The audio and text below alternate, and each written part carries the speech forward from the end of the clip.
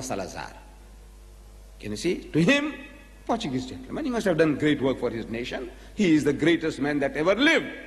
Dr. Salazar. So it's quite easy for one to idolize one's own hero.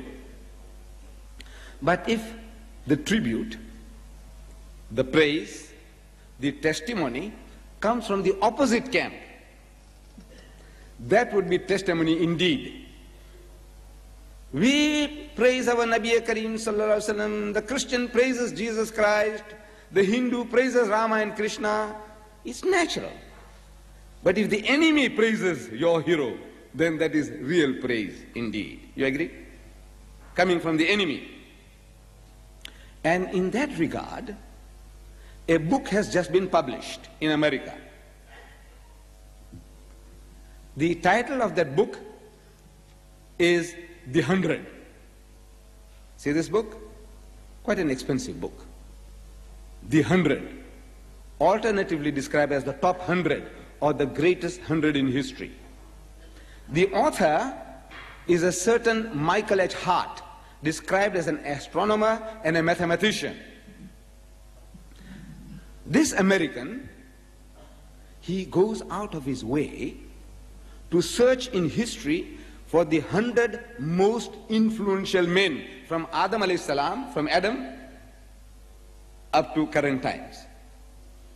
And he gives us a list of those 100 most influential men according to his reasoning. He gives reasons behind every person that he chooses. Why he chose this number 1 and why he chose that number 30 and why he chose that number 100. He gives you reasons. And the amazing thing about his list is this, that number 1 on his list, you can guess, is Muhammad sallallahu alaihi wasallam. Number 1, Muhammad.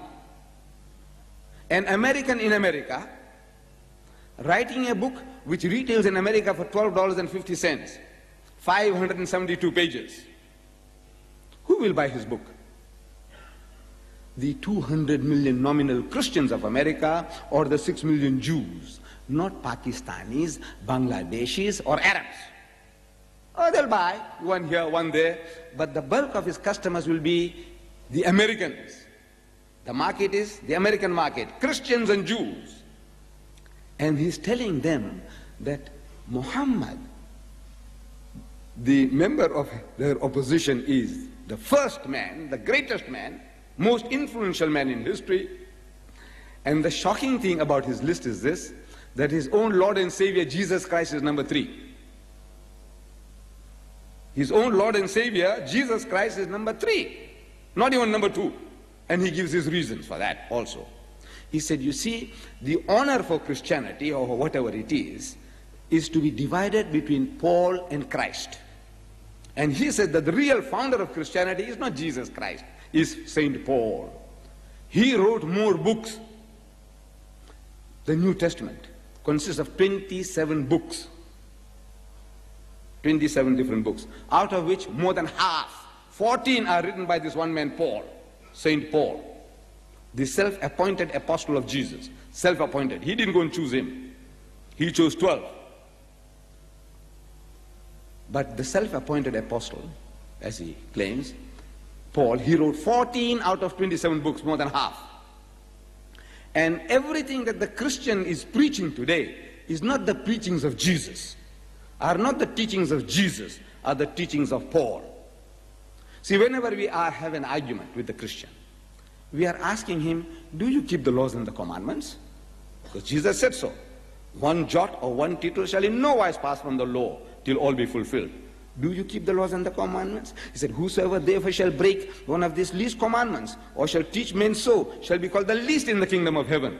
But whosoever shall do and teach shall be called great in the kingdom of heaven. Do you keep the laws and the commandments? He says, no. So why don't you? So he says, no, the law is nailed to the cross. He said, we are now living under grace.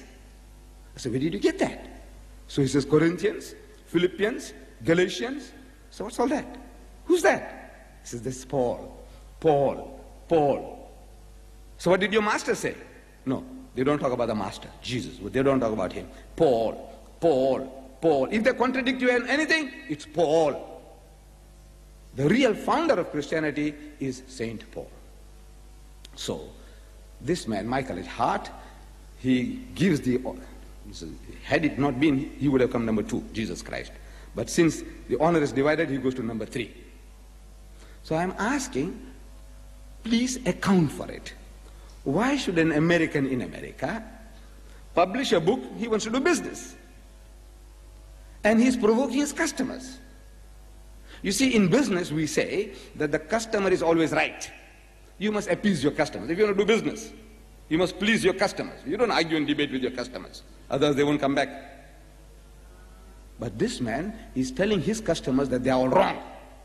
And he is right. Muhammad number 1, Jesus Christ number 3. Now, if a Christian confirms what Allah Ta'ala has already told us in the Holy Quran, He says, وَإِنَّكَ لَعَلَىٰ خُلُقٍ عَظِيمٍ. So most certainly thou, O Muhammad, standest on the highest pinnacle of behavior. It makes